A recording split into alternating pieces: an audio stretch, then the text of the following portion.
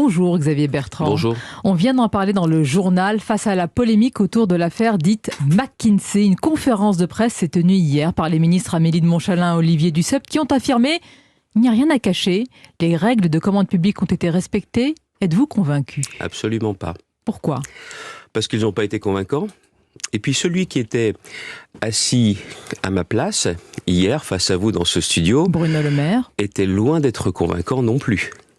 Qu'est-ce que vous lui avez vous parlé McKinsey précisément ? Et il vous a parlé Google, je crois.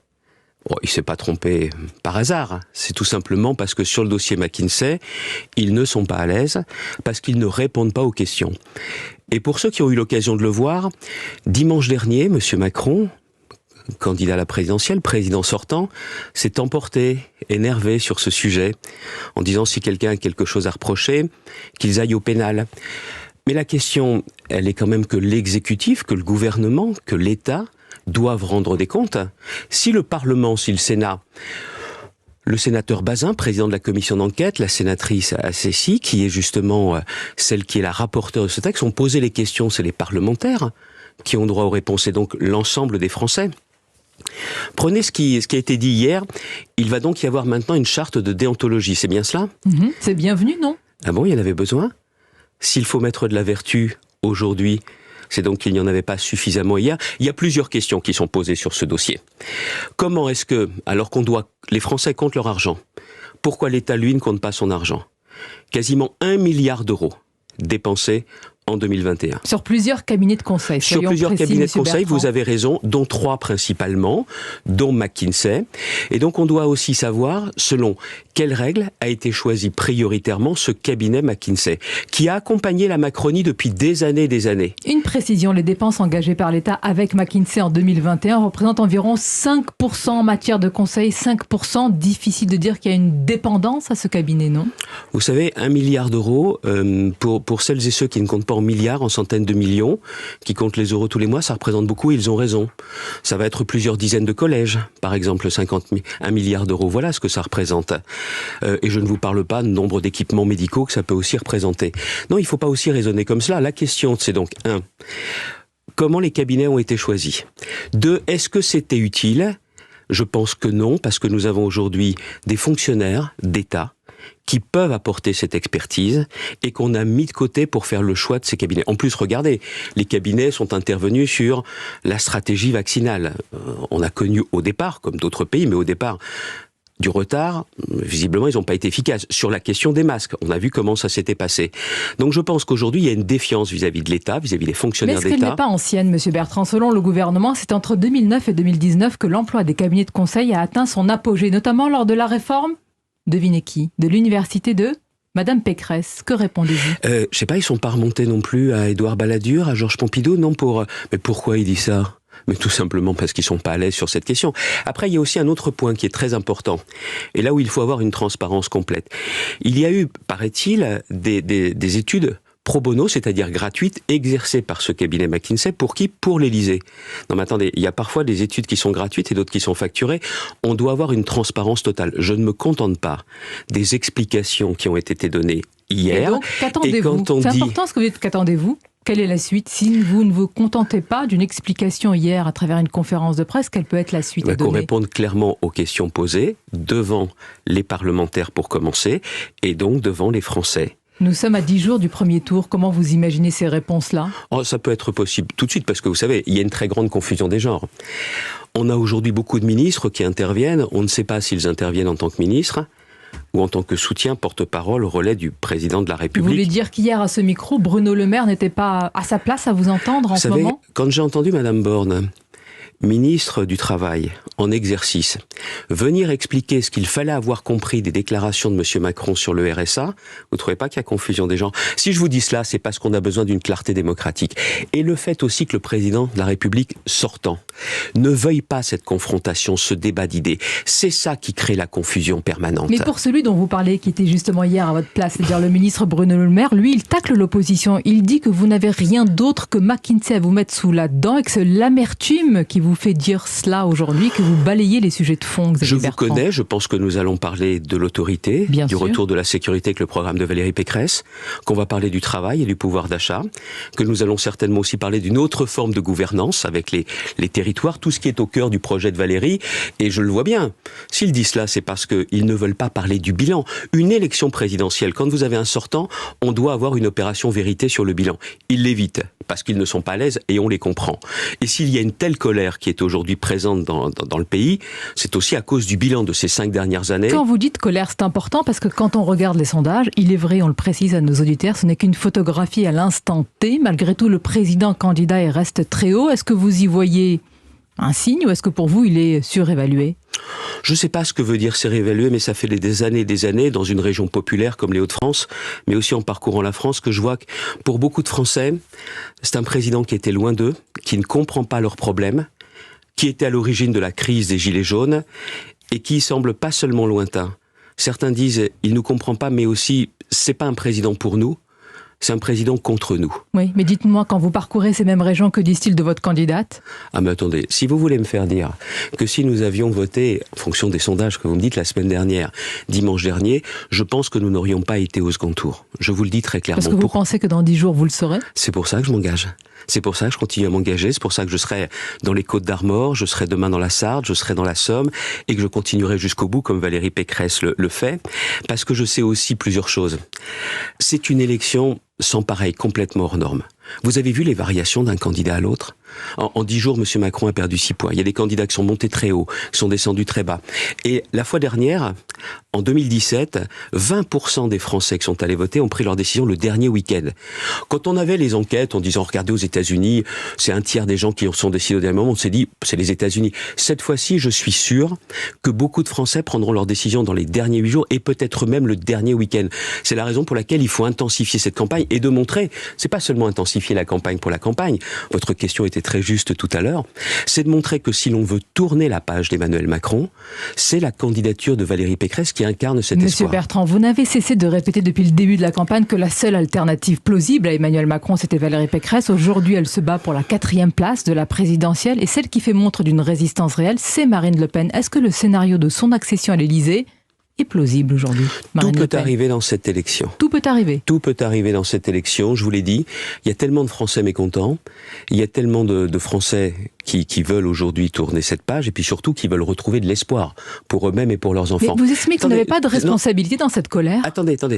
Juste un point, parce que vous l'avez évoqué, et on passe rapidement sur ce que vous avez indiqué dans le début de votre question. Ce qui est en train de se passer aussi aujourd'hui, c'est que qui peut diriger le pays?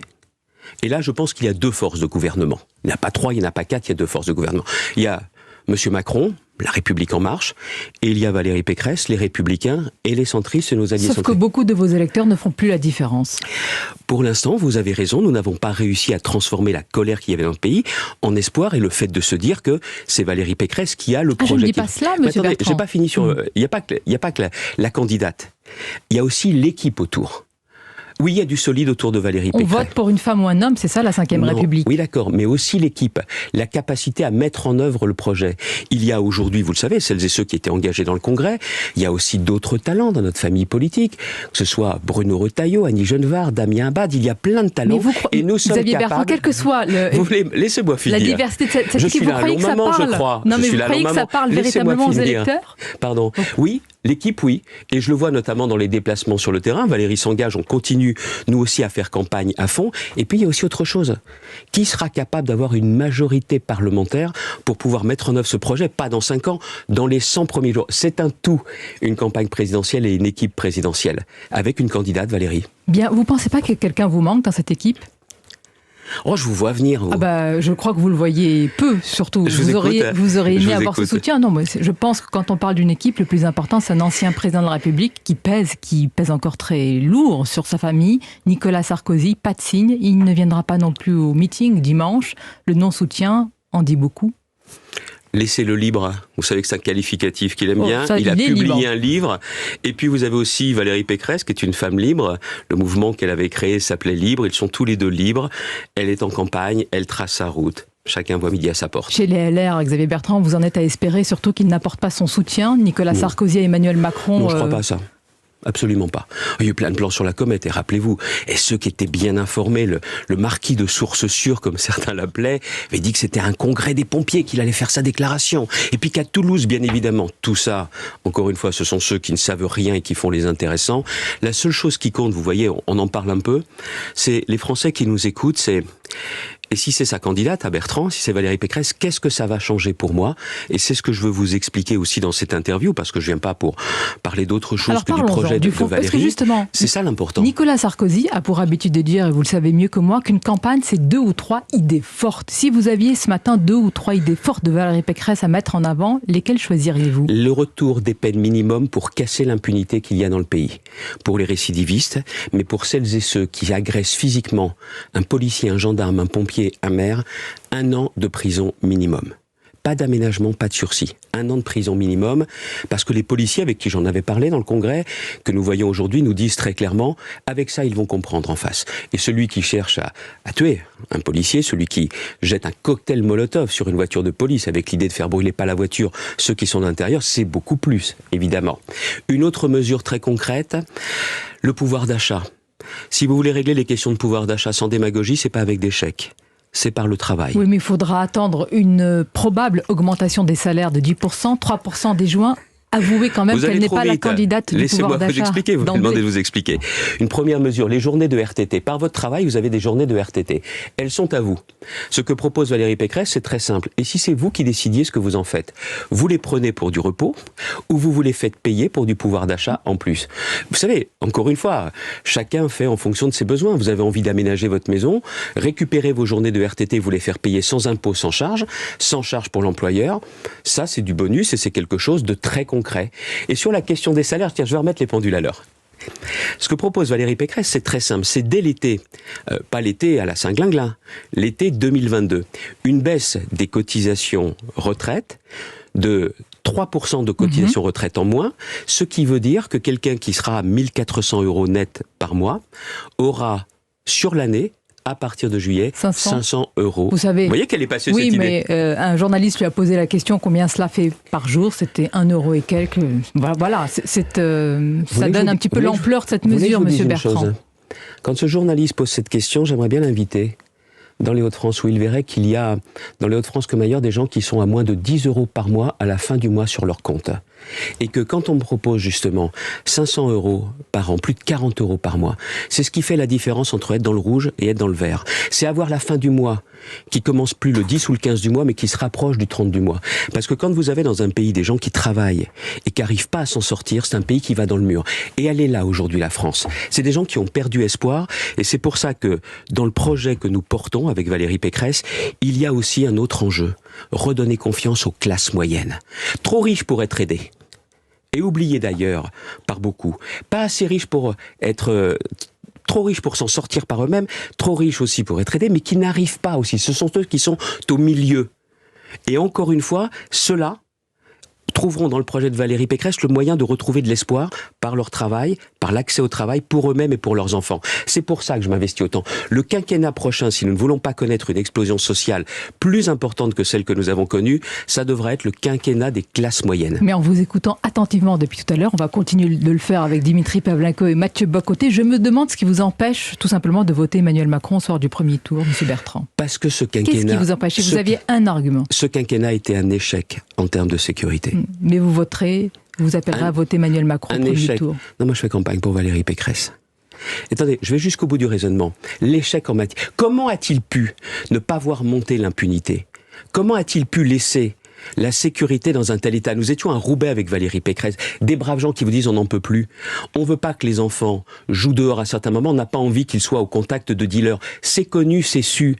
Et derrière, c'est pas les policiers qui sont en cause. Ce sont les instructions qui leur sont données et le travail judiciaire derrière. Moi, ce dont je n'ai pas envie, c'est de voir qu'un jour, les braves gens n'en pourront plus et qu'il y aura non seulement cette confrontation, mais cette explosion. Si l'on veut qu'il y ait de la concorde entre les Français, il faut recommencer par un préalable, le rétablissement de l'autorité de la sécurité. Et on va continuer à en parler. Xavier Bertrand, vous êtes avec nous jusqu'à 9h sur Europe 1. Et Mathieu Bocoté nous rejoint dans un instant. Restez avec nous sur Europe 1, 8h28. Xavier Bertrand est l'invité d'Europe Matin jusqu'à 9h. Mathieu Bocoté nous a rejoint. Bonjour Mathieu. Bonjour. À vous l'honneur Mathieu. Alors vous avez parlé de cette question centrale, qui ressurgit en fin de campagne, celle de l'insécurité. Mais est-ce qu'on peut véritablement parler d'insécurité en France sans parler au même moment des communautarismes, sans parler au même moment des territoires perdus de la République? Est-ce qu'on peut dissocier le fait que certains quartiers sont marqués sous le signe de l'insécurité physique et culturelle tout à la fois? Il y a deux choses différentes. C'est que vous avez des phénomènes d'insécurité qui sont liés dans certains quartiers à des personnes qui sont absolument pas issues de l'immigration. Et vous avez aussi, dans d'autres endroits, clairement cela. Après, vous parlez d'autre chose, vous. Vous parlez aussi de l'insécurité culturelle. Mais je fais le lien entre les deux. Oui, mais c'est deux choses qui sont différentes. C'est la question de l'identité, c'est la question des pertes de repères. La droite républicaine, à laquelle je crois, qui est en moi, dont je porte aussi les idées en portant le projet de Valérie, elle pose aussi des choses qui sont très claires et très nettes. La première des choses, c'est qu'on fait la différence, nous, avec les laxistes et les naïfs, qui sont au pouvoir depuis longtemps dans notre pays, depuis 2 quinquennats, si je peux me permettre. Même s'il y a eu, par le passé, des ministres qui, eux, ont incarné cette défense de la laïcité. Je pense à Bernard Cazeneuve, je pense à Manuel Valls. Force est de reconnaître que ceux qui sont à la tête de l'État n'ont pas pris la mesure. De l'autre côté, il y a les extrémistes. Zemmour, Le Pen, eux, leur credo, c'est pourvu qu'il y ait des problèmes, parce que s'il n'y a plus de problèmes, on n'existe plus. On n'existe plus. Et puis il y a la droite républicaine et le centre, qui portent des valeurs que j'appellerais de fermeté républicaine. Ça veut dire, Monsieur Bocoté, que dans la France à laquelle je crois, personne ne doit être jugé sur sa couleur de peau, sa religion ou sur son prénom. En revanche, celui ou celle qui ne respecte pas la loi de la République, on doit être intraitable, quelle que soit sa religion, sa couleur de peau ou son prénom. C'est ce qui fait la différence entre la droite républicaine, le centre, les laxistes et les extrémistes. Tiens, je peux vous donner un exemple. La question des quotas migratoires. Nous sommes les seuls à porter dans le projet de Valérie Pécresse l'idée de ces quotas migratoires. Ça veut dire que ça n'est plus à la France de faire en fonction des besoins de l'immigration en fonction des besoins de la France. Ça veut dire que nous voulons adopter des systèmes. Le Canada, l'Australie, je parle sous votre contrôle, c'est pas des pays laxistes. Ne croyez pas que ça va si bien dans ces pays, mais poursuivez sur la France. Vous n'avez pas répondu, mais c'est pas des pays laxistes. C'est pas des pays extrémistes. Eh bien, c'est ce que l'on veut exactement avoir en France. C'est ça la fermeté républicaine. C'est pas les élucubrations des extrêmes qui ne souhaitent qu'une chose, c'est qu'il y ait de plus en plus de problèmes pour qu'on en arrive à considérer que tout étranger est un danger. Vous prenez l'immigration choisie, Xavier Bertrand. C'est cette idée-là. Mais très concrètement, quel mécanisme vous créez? C'est-à-dire que chaque année, c'est le Parlement qui décidera le nombre de personnes qui viendront en France, à quel titre, et en fonction de quelle origine, de quel pays. Mais sur quels critères? Sur quels critères? Les besoins en main-d'œuvre, les besoins en diplôme? Alors, vous aurez plusieurs choses. C'est la question des étudiants. J'avais porté moi-même ces idées dans le cadre du Congrès. Les étudiants, pour quel type de diplôme, de quel pays, et avec un nombre moins important qu'aujourd'hui. L'immigration du travail, tous ceux qui nous ont fait le coup de l'immigration zéro, on s'est aperçu que c'était de la flûte. C'est que ça résistait pas 30 secondes à un examen, un temps soit peu sérieux. Moins de monde, mais on continuera à avoir pour des besoins spécifiques. Et le rapprochement, juste pour finir de vous expliquer, le rapprochement, le regroupement familial, la même procédure, mais aussi en répondant à des critères, dont notamment le respect des lois de la République, des principes républicains. La femme est l'égale de l'homme et ce n'est pas négociable, ça ne se discute même pas. Et aussi la maîtrise du français. Pas de dire, oui, j'apprendrai le français. Non, de maîtriser le français. S'il n'y a pas ça, vous ne trouvez pas votre place dans la société française. Mais regardez, nous quatre, on va à l'étranger, dans un pays étranger. On refuse d'apprendre la langue. Mais on ne peut pas trouver sa place. Et donc, dans ces cas-là, c'est le repli sur soi, c'est le communautarisme, ce dont je ne veux pas. Mais alors, ça, vous voyez, c'est la différence entre les laxistes qui ne voient pas les problèmes, qui ne voient pas justement ce qui monte chez certains Français, et les extrémistes qui, de toute façon, ne parlent que des problèmes sans jamais vouloir les régler. Alors, vous parlez justement de la droite républicaine, telle que vous l'appelez. Question à cet égard... Telle qu'elle est. Telle que vous l'appelez. Les autres se disent tous républicains. Mais, cela dit, 2022 est une élection, évidemment, pour choisir le président de la République, mais c'est aussi une élection de recomposition politique dans le paysage. Que se passerait-il si, je ne dis pas que ça va arriver, mais si votre candidate, votre famille politique n'était pas présente au deuxième tour? Est-ce que la droite républicaine, comme vous l'appelez, risque une disparition politique en France si elle n'est pas au deuxième tour? Ça fait longtemps qu'on nous a dit ça, mais la droite républicaine, elle n'est pas à vendre. Je n'ai pas demandé si elle était à vendre, j'ai demandé si elle risquait de disparaître. Écoutez, vous faites les questions et les réponses. Moi, je veux bien. Vous me demandez, je vous dis, elle n'est pas à vendre. Moi, je ne fais pas partie de ceux qui sont prêts à s'allier avec des gens qui ne portent pas le même idéal républicain. Et je ne suis pas à me rallier ou à chercher des places. Donc non seulement, je vous le dis, ce que nous incarnons dans ces 10 jours qui restent, on va faire le maximum pour ne pas se battre, comme vous le disiez tout à l'heure, j'ai pas eu le temps de vous répondre. Non, moi je me bats pas pour la 4e place au lieu de la 5e. Parce que l'élection présidentielle est ainsi faite que c'est un podium à 2 places. Et donc il faut justement tout faire, tout jouer pour justement être au deuxième tour. Mathieu Et au deuxième tour, c'est une autre élection. Souligner l'aile droitière quand même des LR. Éric Ciotti, Nadine Morano, François-Xavier Bellamy, Laurent Wauquiez qui se sont fait applaudir par les partisans d'Éric Zemmour dimanche au Trocadéro à la simple évocation de leur nom. Croyez-vous vraiment qu'ils vont appeler à voter Emmanuel Macron comme vous au soir du premier tour ? Ce que je sais, c'est qu'ils font campagne pour Valérie Pécresse. Et ils font vraiment. Le coup de Zemmour, là, la ficelle est un peu grosse, là. Le candidat d'extrême droite, là, qui justement ont choisi certains pour les faire applaudir, la ficelle est un peu grosse. Pourquoi ? Parce qu'il dit n'importe quoi. Ces gens sont nuls. Que je comprends bien. Attendez, il n'y a aucune solution au problème des Français. Et donc, ils en sont amenés aussi à essayer de dire, on pourrait travailler avec un tel. C'est comme le Front National. On a Monsieur Bardella, matin, midi et soir, et la nuit. Si elle pouvait le cloner, elle le ferait, parce qu'il n'y a pas d'équipe. On sait bien que les extrêmes, non seulement ne veulent pas régler les problèmes des Français, donc pas les solutions, mais en plus, il n'y a pas d'équipe pour le faire. Vous avez utilisé un terme important parlant de candidat d'extrême droite. François-Xavier Bellamy, qui est une figure importante de votre famille politique, je crois, je ne pense pas exagérer en disant ça, dit que dans un deuxième tour, Zemmour-Macron, il voterait Zemmour. Est-ce qu'on doit comprendre qu'une partie de votre famille politique, dans le cas où vous seriez éjecté du deuxième tour, ce qui n'est pas inimaginable, est tentée par l'extrême droite? Éric Ciotti aussi, soit dit en passant, que vous présentiez comme votre ami il y a quelques semaines encore. Attendez, ça va être les limites de ma résistance cette période de campagne. Elle est compliquée quand même, votre question. Pas tant que ça. Au deuxième tour, quand le Républicain dit qu'il vote Zemmour, est-ce qu'il est d'extrême droite? Attendez, vous imaginez en plus, Monsieur Zemmour, aujourd'hui, vous me dites que c'est compliqué pour nous. Je ne l'ai pas imaginé. Pour Zemmour, Bellamy l'a imaginé à votre place. Non, mais attendez, moi je vais vous dire une chose très clairement. On fait campagne pour Valérie Pécresse. Et on le fait à fond.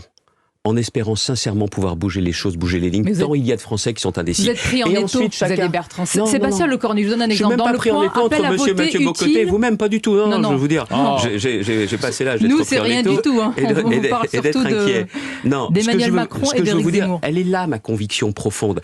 Et ensuite, les Français décideront qui ils portent au second tour. Et chacun se positionnera. Mais ce qu'il faut bien voir, c'est qu'il y a des gens, c'est vrai, qui tirent des plans sur la comète. Ils sont certainement beaucoup plus intelligents, avec beaucoup plus de capacités que moi, et qui sont capables de faire du billard à plusieurs bandes et de jouer 2 choses en même temps. Moi, je fais cette campagne parce que si les gens voient que vous êtes déjà dans autre chose, ce qui ressort, c'est qu'au final, n'y croit pas. J'y crois. Je comprends très bien, mais est-ce que vous aurez compris le sous-texte de ma question? C'est-à-dire, il est très clair. Un peu subtil, votre sous-texte. Pas tant que ça, pas tant que ça. Non, je vais vous dire le sous-texte, et vous me direz si je me trompe. Non, le sous-texte, c'est est-ce qu'on restera unis ou pas? Je le pense.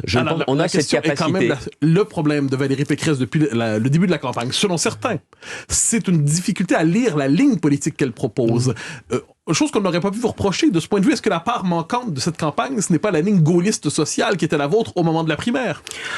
Je ferais pas campagne de cette façon si je me retrouvais pas dans le projet. Mais auriez-vous fait campagne de la même manière qu'elle? Mais chacun a sa personnalité.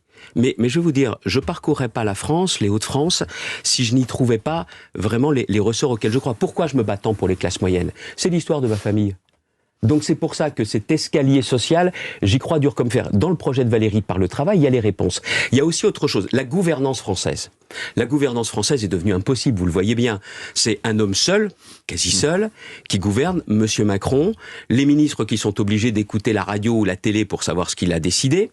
Et on voit bien aussi que l'appareil d'État n'est même plus utilisé comme il pourrait l'être, parce qu'il est mis de côté au profit de cabinets privés.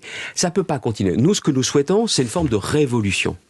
Et cette révolution, elle se fera par les territoires. Elle a été beaucoup promise, cette révolution. Oui. Et d'ailleurs aussi par Emmanuel Macron, qui en avait fait son livre programmatique. Je ne sais pas si c'est la meilleure promesse. La révolution des territoires. La révolution, lui, il peut pas y croire, il a jamais été élu local. Maintenant, il le promet, vous l'auriez noté. Attendez, celui qui a pas fait pendant 5 ans, qui a eu un système de management le plus centralisé qui soit, va nous dire aujourd'hui, sur le cœur, je vais le faire. Mais c'est pas la foi du converti qu'il faut, c'est une conviction. Pourquoi nous portons cela avec Valérie Pécresse? Parce que c'est aussi une élue locale. On sait que l'État doit mieux s'occuper de quoi? Du régalien, sécurité, justice, reprise en main de notre politique migratoire, lutte contre le terrorisme islamique, la défense. Cette information a été peu vue. Dans le décret s'apprête à prendre le gouvernement, les journalistes en ont fait état, il y a 300 millions d'euros de baisse des crédits militaires, dont 200 millions d'euros pour des crédits d'équipement. C'est une faute. c'est une faute. On sait que ces crédits sont pour des équipements à venir, pas ceux qui sont opérationnels aujourd'hui, mais on le voit dans un monde de plus en plus incertain, pour ne pas dire dangereux. La décision n'a pas été prise après le 24 février, Xavier Bertrand, vous le savez très bien. Mais attendez, et vous voyez pas les menaces qu'il y a dans le monde. Vous accordez sur Europe 1 une part très importante à la politique internationale. On voit, avant même l'invasion de l'Ukraine par la Russie, les menaces qu'il y avait dans différents pays. L'Iran est toujours aujourd'hui une menace, notamment pour Israël et pour la paix dans le monde. La Chine également avec ses menaces. Et aujourd'hui, on peut se dire en douce, non, on va faire des économies sur le dos de la défense. C'est une faute. Donc vous voyez, ça c'est l'État qui doit s'en occuper. Les économies, c'est au cœur du programme. Mais pour la vie du Pécresse, quotidien, là, il faut que ce soit les Français qui, au travers de leurs élus locaux, dans les territoires plus... La France est un pays formidable. Mais notre vie pourrait être encore plus formidable si elle était plus simple. Il ne faut pas que tout remonte à Paris. On va poursuivre l'entretien avec vous, Xavier Bertrand. Vous êtes l'invité d'Europe 1 jusqu'à 9h. 8h42, courte pause, on revient dans un instant. Autour de la table, Sonia Mabrouk, Mathieu Bocoté sont toujours là. Xavier Bertrand, l'INSEE vient de communiquer à l'instant le chiffre de l'inflation pour le mois de mars. Elle accélère à 4,5% sur un an. On voit que ça s'incruste. Elle va continuer à grimper, cette inflation, dans les prochains mois. Est-ce qu'il faut réindexer les salaires et les prestations sociales, Xavier Bertrand? Ou bien vous considérez, c'est ce qu'on faisait dans les années 70, ou vous considérez que c'est à l'État de payer les Français le temps que le choc des prix passe, soit la politique du chèque qu'applique le gouvernement depuis le mois de septembre? Vous avez oublié une catégorie de Français, les retraités. Les retraités qui ont été dans le collimateur de M. Macron depuis 2010. Les prestations sociales et les pensions de retraite. Parlons bien des retraités, parce que les premiers qui vont être très impactés, ce sont les retraités, parce que les retraités, il n'y a plus de 13e mois, il n'y a pas de prime, il n'y a pas d'heures supplémentaires. Et honnêtement, depuis maintenant des années, il y a eu l'augmentation de la CSG pour eux, qui n'a pas été compensée comme pour les salariés. Il y a eu, la loi de 2003 portait justement la garantie du pouvoir d'achat. Ça n'a pas été respecté parce que M. Macron n'a pas fait la réforme des retraites. Les retraites complémentaires ont augmenté moins que l'inflation. Donc nous, ce que nous proposons, c'est le rétablissement à l'euro près de la garantie du pouvoir d'achat, en faisant la réforme des retraites. Mais pour nous, c'est essentiel, parce qu'il y a aussi... Vous réindexez les pensions de retraite sur l'inflation? Évidemment. En respectant la loi et l'esprit de la loi. Et les salaires, vous le savez, ce sont les chefs d'entreprise qui fixent le montant des salaires. Là où nous voulons jouer un rôle, c'est en baissant les charges salariales. Les charges salariales. Et donc, en commençant quand, je l'indiquais tout à l'heure à Sonia Mabrouk, dès le mois de juillet, en baissant les cotisations retraite payées par les salariés, mais en les compensant de façon à ce qu'il n'y ait personne qui perde des droits à la retraite. Oui. Mais sur les retraités, pourquoi c'est si important? Parce que là aussi, ceux qui sont au pouvoir aujourd'hui ne comprennent pas le rôle des retraités dans la solidarité familiale. Justement, c'est cela aussi, c'est dans ce ciment-là. Il y a l'avenir des jeunes qui nous oblige, qui nous commande tous. Mais il y a aussi la place des retraités. Et je crois qu'il est très important de bien comprendre aujourd'hui que s'ils veulent cette garantie, cette légitime garantie, elle ne pourra pas venir de ceux qui les ont fragilisés pendant 5 ans. J'insiste un petit peu, puisque vous dites réindexation des pensions de retraite sur l'inflation, très bien, mais pas les salaires. Ça, c'est dans les entreprises que ça se joue, ça doit se négocier. Mais quand il y aura une inflation de 7, 8, 10%, que le chef d'entreprise dira « mais moi, je suis désolé, je ne peux pas suivre ». À ce moment-là, vous poursuivez la politique du chèque qui est appliquée par le gouvernement. Ah non, mais attendez, la politique du chèque, c'est la réindexation des salaires du sur chèque. L'inflation comme dans les années 70. On a vu quand même n'importe quoi avec cette politique du chèque. Vous auriez fait quoi? Attendez, laissez-moi vous expliquer. Guirlandez pas, laissez-moi vous expliquer. Bon. Il n'y a pas 36 donc solutions. Donc j'ai 30 secondes là. Ouais. Si, il y a plusieurs solutions. La première des choses, c'est que c'est les taxes qui sont trop importantes en France. Regardez ce qui s'est passé sur le problème du carburant. D'une part, on a eu l'indemnité élection. C'est comme ça qu'elle s'appelait, là, les 100 €. Où vous avez même des personnes qui, justement, en maison de retraite, m'ont dit, Monsieur Bertrand, on n'a plus de voiture, mais on a touché 100 €. Ça ressemblait quand même à rien. Et juste avant les élections. Et là, après, il y a eu les 15 centimes qui sont devenus 18 parce qu'on a mis la pression en disant, faisons une opération de transparence.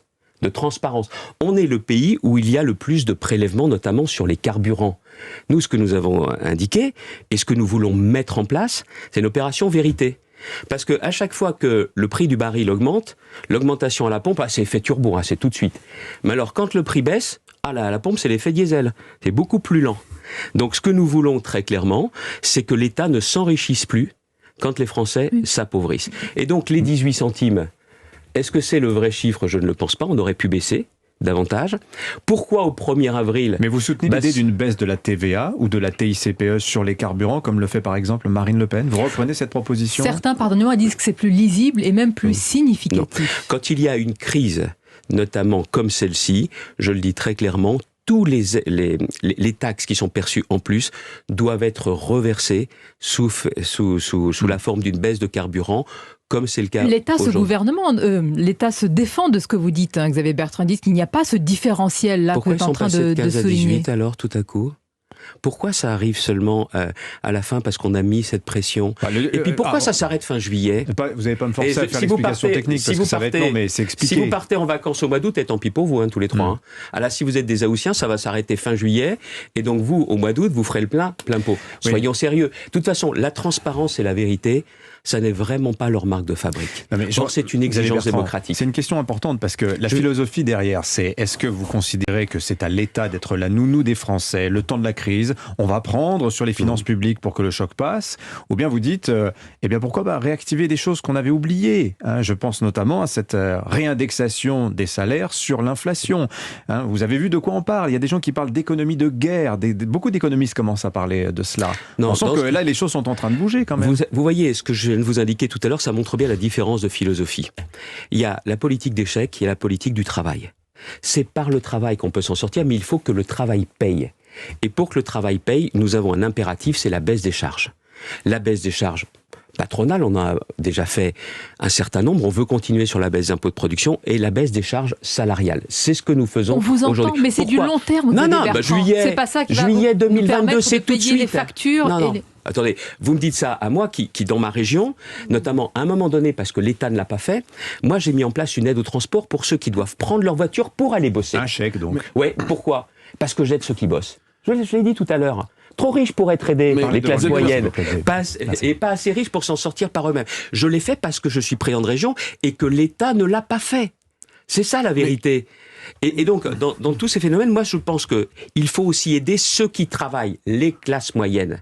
Et je mets en garde contre justement ce mépris, cette insouciance vis-à-vis de ce que vivent aujourd'hui les classes moyennes, qui peut être un facteur d'explosion dans notre pays. J'entends votre souci absolument légitime d'aider les classes moyennes immédiatement, mais un certain vocabulaire revient aujourd'hui dans la politique. Autour de la guerre en Ukraine, on parle d'économie de guerre, on parle de prochaine pénurie, on parle de rationnement à venir. Est-ce que nous entrons, selon vous, je vous demande de ce point de vue une question à moyen et long terme, est-ce que nous entrons dans une époque où rationnement, pénurie, limite et globalement baisse du niveau de vie sera l'horizon pour toutes les sociétés occidentales? Est-ce que vous redoutez l'entrée dans une telle époque? Non, je pense qu'on peut l'éviter, sincèrement. Mais ça veut dire aussi un changement complet, à la fois de gouvernance et de système. La mondialisation heureuse, comme certains ont pu la penser, très clairement, il faudra continuer à pouvoir exporter. Nous avons des talents français industriels pour ça, mais il faut aussi qu'on soit moins dépendants que nous ne le sommes. Regardez la situation dans laquelle sont nos amis, nos voisins allemands. Ils n'ont pas toute la liberté quand ils dépendent à ce point du gaz russe.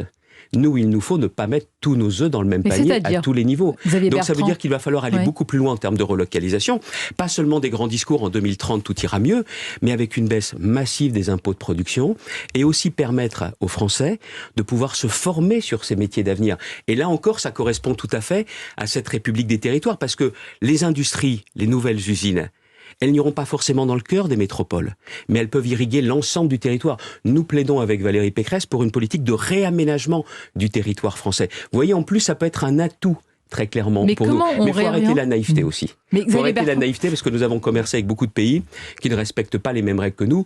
Et donc, il y a un principe, c'est la réciprocité. Mais c'est-à-dire, sur les approvisionnements de gaz, vous, au pouvoir avec Valérie Pécresse, cette équipe au pouvoir, que choisit-elle? Si demain, nous, Européens, on doit se passer du gaz russe, est-ce qu'il faut miser sur le gaz de schiste américain ou est-ce que vous dites à d'autres pays qui sont déjà au maximum de leur production, comme l'Algérie, par exemple? Elles peuvent faire davantage. Il y a des pays du Maghreb qui peuvent faire davantage. Donc se tourner vers ces pays-là davantage. Exactement, avec toujours cette logique, l'indépendance maximum, et c'est aussi l'histoire de notre pays. C'est ce que aussi le général de Gaulle nous a légué, au-delà même des partis politiques. Si la France oublie qu'elle a cette vocation d'indépendance, elle ne sera plus un grand pays. Je veux qu'elle reste un grand pays. Et ça veut dire aussi les Américains. Mais Xavier Bertrand, vous avez fait... Répartir les risques pour préserver notre indépendance. C'est ça l'enjeu. Mais après, alors précisément, on a vu les résistances de nombreux Français à l'égard de l'installation de parcs éoliennes. Est-ce que vous le dites aujourd'hui au nom de l'indépendance? Figurez-vous qu'il y a du gaz en Lorraine, par exemple, qu'il faut extraire ce gaz en Lorraine. Est-ce qu'il faut ouvrir des mines de lithium, sachant qu'on en a en France, des mines de terres rares? Est-ce que le discours d'indépendance, il va jusque-là chez vous? Alors, attendez, et vous, dans votre discours, vous mettez les éoliennes comme solution? Ah bah, parce que moi non, les éoliennes basta. Mais pourquoi? Parce qu'il y en a déjà beaucoup trop, puis vous remplacerez pas les centrales nucléaires par des éoliennes. Il y en a surtout dans votre région d'ailleurs. Non, mais pas seulement, bien sûr dans ma région, mais ailleurs. Parce qu'il y a aussi un sujet. Là, ça coûte un fric fou. Personne ne s'est soucié de l'impact écologique au moment où s'arrête un champ éolien. Personne ne se soucie des populations. Et puis la France est aussi un pays. Donc tous les moyens ne sont pas bons pour être indépendant. Qui a une caractéristique. La beauté de ces paysages. La beauté de ces paysages. Mais on est en train. On peut y adhérer tout en vous posant la question de Dimitri Pavlenko. Je vais y répondre. Mais là, c'est l'avantage. Pour une fois, on n'est pas avec le chronomètre, j'ai 9 minutes ou 9 minutes 20. Ça me permet de développer. Donc les éoliennes, basta. Et ce qu'a proposé Valérie Pécresse, c'est de dire de toute façon, il ne pourra pas y avoir d'implantation si les populations sont pas d'accord. Très bien. On va plus loin. Oui, il y a aussi d'autres choses. Bon, déjà, il y a le nucléaire. On va pas oublier le nucléaire. C'est pas parce qu'ils ont fait des âneries pendant 5 ans pour une centrale. Pardon ? C'est 15 ans pour bâtir un oui, nucléaire. Justement, on a paumé 5 ans. Oui. On a paumé 5 ans. Il a quand même paumé plus que 5 ans quand Monsieur Hollande, en accordant un poids démesuré, un poids politique démesuré à des écologistes qui font si peu pour la cause de l'écologie, on a fermé Fessenheim. Non, mais ces gens-là portent une responsabilité terrible. Monsieur Macron qui a menti, qui a dit lors de sa première interview, non, moi je pas fermé, je pouvais pas faire autrement. Bien sûr qu'il pouvait faire autrement, mais il n'a pas voulu le faire. C'est sous la pression de cette campagne présidentielle qu'il a décidé de changer d'avis. Jusqu'à quand ? Jusqu'à la prochaine fois. Donc, et la question du photovoltaïque aussi est importante. Qu'est-ce que j'aimerais qu'on n'assemble pas seulement, qu'on produise à nouveau des cellules photovoltaïques en France. Mais attention, sur des bâtiments, sur des friches industrielles, pas de déforestation pour le photovoltaïque. On ne prend pas de terres agricoles pour le photovoltaïque. Il y a d'autres solutions, mais la première, c'est le nucléaire. Xavier Bertrand, on a évoqué différents sujets. On arrive presque à la fin de ce long entretien. De quoi a manqué Valérie Pécresse? Et peut-être qu'auriez-vous fait différemment si vous aviez été à sa place candidat? Je pense qu'il faut davantage montrer dans les 10 jours qui viennent que le message, il permet de rétablir la sécurité qui est un préalable, mais qu'il y a de l'espoir par le travail. Et c'est ça qu'il y a dans le cœur de ce projet, et il nous reste 10 jours pour pouvoir le faire jusqu'au bout. L'espoir. Une élection présidentielle, c'est le rendez-vous de l'espoir. Merci Xavier Bertrand. Merci à vous. Merci Xavier Bertrand. Bonne journée.